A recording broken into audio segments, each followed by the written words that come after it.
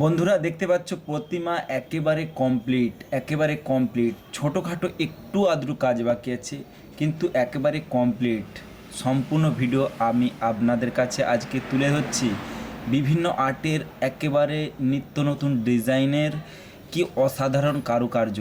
সেই শ্যামগঞ্জের শ্রীকৃষ্ণ শিল্পালয়ের প্রতিমা আপনারা এখন দেখছেন 2025 সালের একেবারে লেটেস্ট আইটেমের সুন্দর সুন্দর ডিজাইনের সরস্বতী প্রতিমা।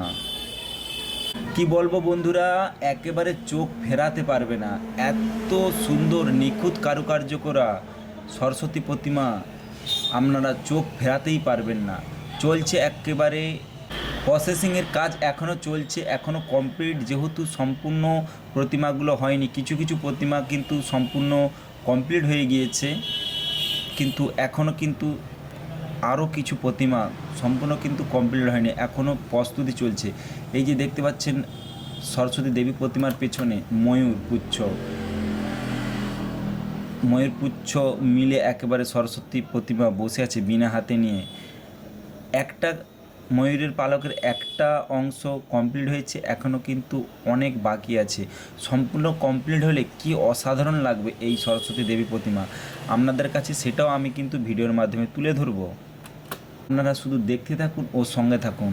কি অসাধারণ ডবল হাঁস দেখতে পাচ্ছ তবলার উপরে বসে আছে। এই প্রতিমাটি কিন্তু একেবারে কমপ্লিট, প্রায় শেষের পথে। এখনও হয়তো 5% এখনও কাজ বাকি আছে, কিন্তু প্রায় শেষের পথে। কি অসাধারণ ডিজাইন আর কি অসাধারণ কারুকার্য আপনারা দেখতে পাচ্ছেন। চোখের ফিনিশিং বলুন, গহনার ফিনিশিং বলুন, ব্যাকগ্রাউন্ডের ফিনিশিং বলুন, সত্যি অসাধারণ। আর এটা দেখতেই পাচ্ছেন ডবল সিংহের সাইডে ব্যাকগ্রাউন্ডে কিন্তু ডবল সিংহের পেছনের ব্যাকগ্রাউন্ডটা কিন্তু খুব অসাধারণ। বিনা হাতুই সরস্বতী দেবী প্রতিমার কাজ এখনও কমপ্লিট হয়নি যেহেতু বাকি আছে।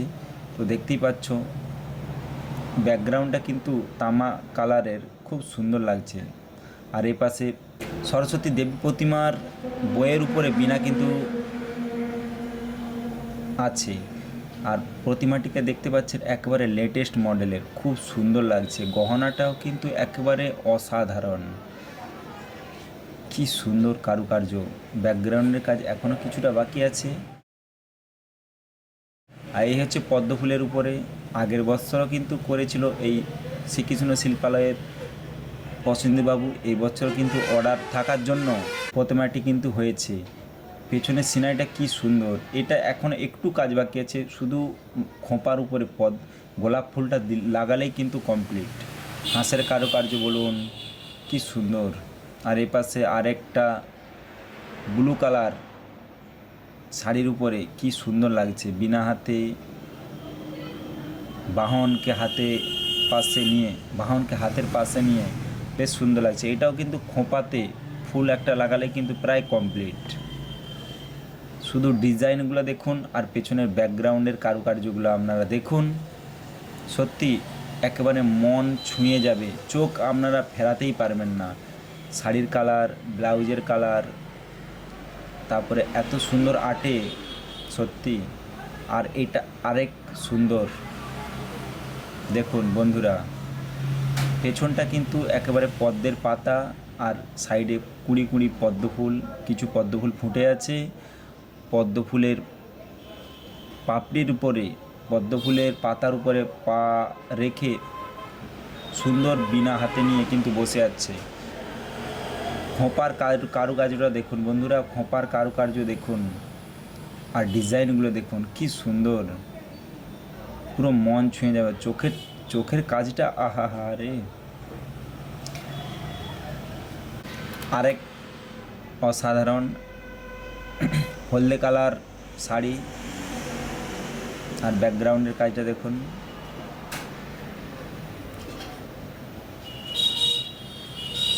সত্যি ব্যাকগ্রাউন্ডের কাজটা কিন্তু একেবারে মন ছুঁয়ে যাওয়ার মতো।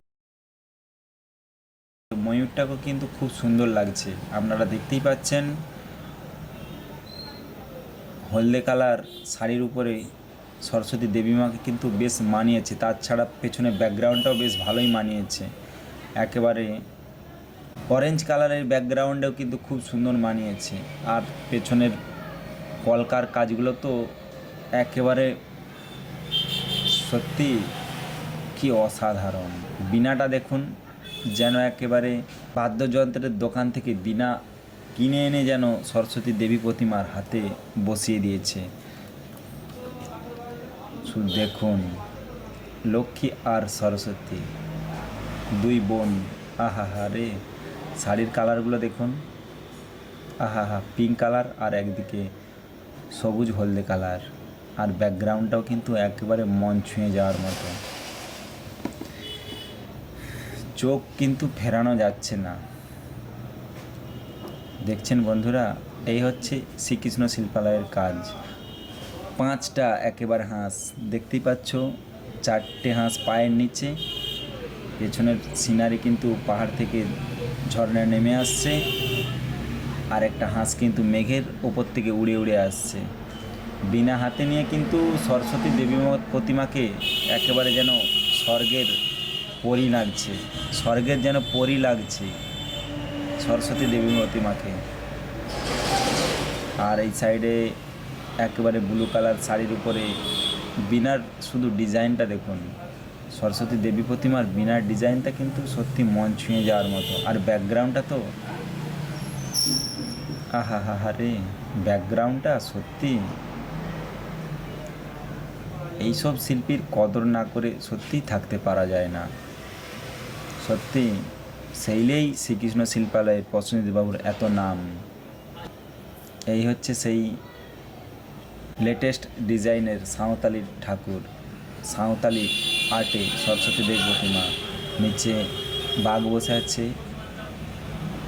পেছনে হরিণ, আর এই সাইডে দেখছো হাতটা কি সুন্দর আর্টে রেখেছে, বীণাটাকে কিভাবে বাজাবে। আর একটু কাজ বাকি আছে, বীণার একটু কাজ বাকি আছে।